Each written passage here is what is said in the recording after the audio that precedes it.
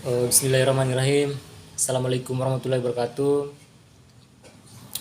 Perkenalkan, nama saya Abidin Ratuloli dari kelas 3A, jurusan PPKN, Fakultas FKIP. Pada kesempatan kali ini, saya akan memaparkan materi tentang politik hukum, pembentukan peraturan perundang-undangan, mata kuliah politik hukum yang diminta oleh dosen pengampu untuk memenuhi tugas nilai UTS.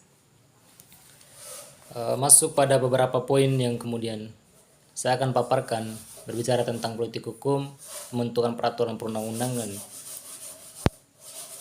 Secara pengertian politik tentunya kita berbicara soal cara yang dilakukan untuk memenuhi sebuah tujuan. Itu pada politik. Berbicara hukum tentunya hukum adalah suatu aturan yang kemudian bersifat mengikat untuk bagaimana orang memahami dan membedakan mana yang kemudian menjadi aturan dan mana yang kemudian bisa dipertimbangkan lagi. Masuk pada pembahasan, peraturan perundang-undangan merupakan bagian atau subsistem dari sistem hukum. Oleh karena itu, membahas mengenai politik hukum, peraturan perundang-undangan pada hakikatnya tidak dapat dipisahkan dari membahas politik hukum. Mahfud MD pernah mengemukakan bahwa politik hukum meliputi dua hal. Yang pertama, pembangunan hukum yang berintikan pembuatan dan pembaruan terhadap materi-materi hukum agar dapat sesuai dengan kebutuhan. Itu yang pertama. Nah, yang kedua, pelaksanaan ketentuan hukum yang telah ada termasuk penegasan fungsi lembaga dan pembinaan para penegak hukum. Sebagai negara hukum, tentunya Indonesia dalam pembentukan peraturan perundang-undangan tidak lepas dari politik hukum.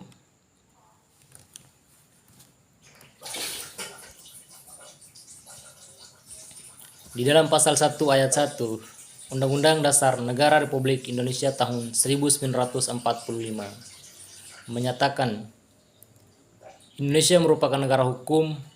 Konsep negara hukum yang digunakan Indonesia lebih mengarah pada tradisi hukum Eropa kontinental atau dalam bahasa Inggris Kevin Law, yang mengutamakan hukum tertulis dalam bentuk peraturan yang mengutamakan hukum tertulis dalam bentuk peraturan perundang-undangan sebagai dasar setiap penyelenggaraan aktivitas pemerintah.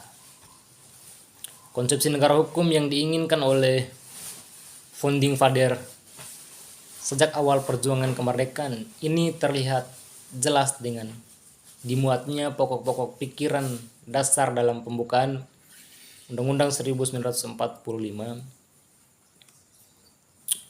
yaitu kemerdekaan, keadilan, kemanusiaan, dan pernyataan bahwa pemerintah negara berwajib untuk melindungi segenap bangsa dan seluruh tumpah darah Indonesia dan untuk memajukan kesejahteraan umum. Hal ini memberikan arah dan harapan bahwa hukum akan melindungi segenap rakyat, segenap individu dari perlakuan tidak adil dengan perbuatan sewenang-wenang. Hukum akan mengayomi setiap warga bangsa agar hak-haknya sebagai warga negara itu terjamin. Itu pada pembahasan yang pertama, poin pertama. Kita masuk pada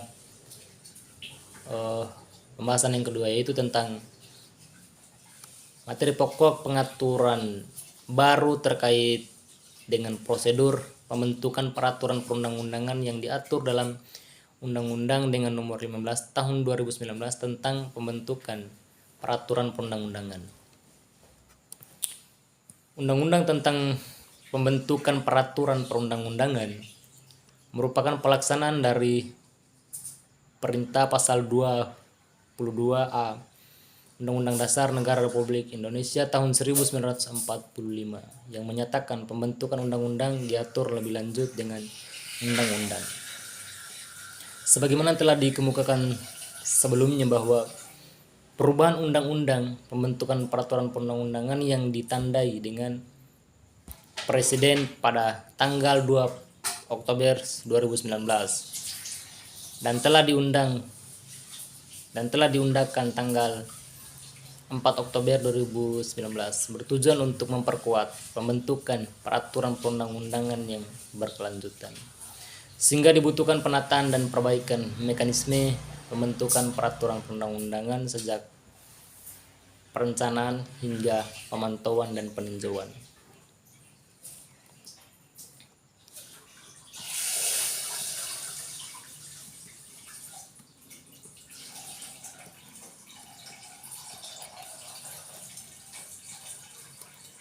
Arah politik hukum dalam pembentukan peraturan perundang-undangan di Indonesia. Mengutip pendapat Satjipto Raharjo dalam buku Ilmu Hukum menyatakan bahwa politik hukum sebagai aktivitas memilih dan cara yang hendak dipakai untuk mencapai tujuan sosial dan hukum tertentu dalam masyarakat. Itu menurut Satjipto Raharjo. Lebih lanjut, Satjipto Raharjo menyatakan bahwa terdapat beberapa pertanyaan mendasar yang muncul dalam studi politik hukum, yaitu pertama, tujuan apa yang hendak dicapai dengan sistem hukum?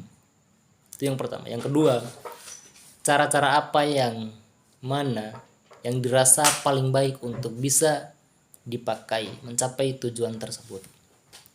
Itu yang kedua.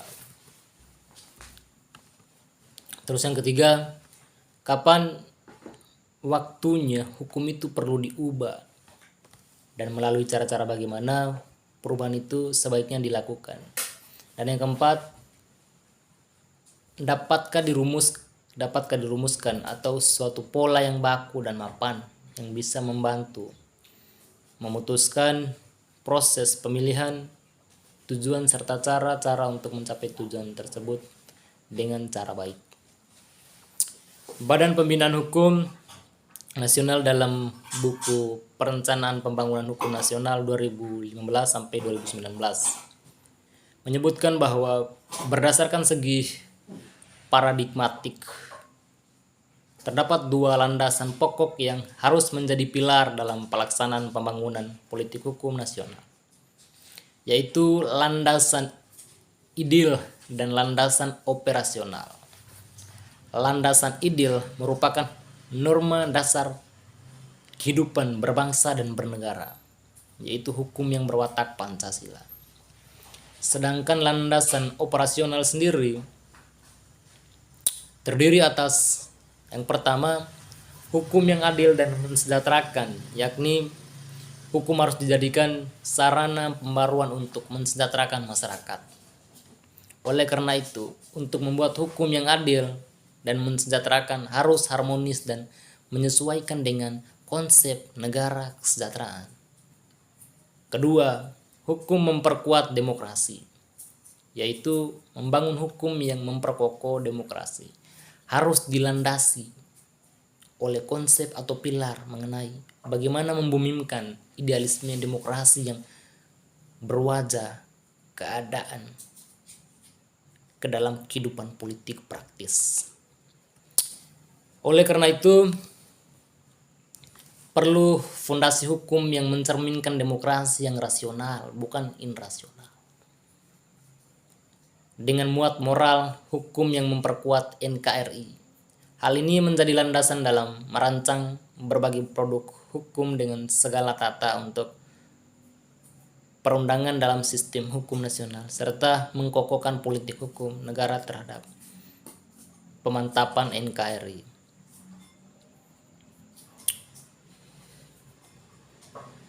Pemantapan NKRI. Yang kelima, hukum berbinekakan tunggal ika, yaitu hukum nasional yang akan mewujudkan harus memperhatikan perbedaan tertentu dengan tetap berpedoman pada wawasan Nusantara dan tetap mengutamakan persatuan dan kesatuan bangsa. Keenam, hukum melindungi bangsa dan tumpah darah Indonesia. Lebih lanjut dikemukakan bahwa landasan pokok tersebut hendaknya menjadi dasar dalam pelaksanaan politik hukum nasional. Karena politik hukum nasional sangat menentukan arah kebijakan pembangunan nasional secara keseluruhan yang akan dilaksanakan dalam satu periode tertentu. Politik hukum pada dasarnya merupakan pemikiran yang menjadi dasar campur tangan negara melalui alat perlengkapan negara, pemerintah, DPR, dan sebagainya. Pada hukum, campur tangan negara dengan alat pelengkapnya dalam hukum. Dalam hal pertama menciptakan hukum, yaitu negara berkewajiban memelihara keadilan dan ketertiban. Yang kedua, pelaksanaan hukum, yaitu negara berkewajiban mengadakan alat perlengkapan negara yang bertugas melaksanakan atau menegakkan hukum menurut cara tertentu yang ditentukan oleh negara, antara lain melalui pengadilan. Dan ketiga, perkembangan hukum, yaitu hukum disusun berdasarkan kesadaran hukum masyarakat. Negara berusaha mempengaruhi perkembangan kesadaran hukum masyarakat sehingga negara mempengaruhi perkembangan hukum.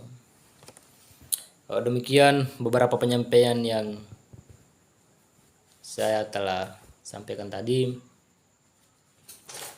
Apabila dalam penyampaian dan penyebutan kalimat saya keliru, itu saya pribadi memohon maaf. Semoga apa yang saya sampaikan ini bisa menjadi kontribusi baru buat menambah referensi siapapun yang mendengar itu. Lebih dan kurangnya saya pribadi memohon maaf. Wabillahi taufiq wal hidayah. Wassalamualaikum warahmatullahi wabarakatuh.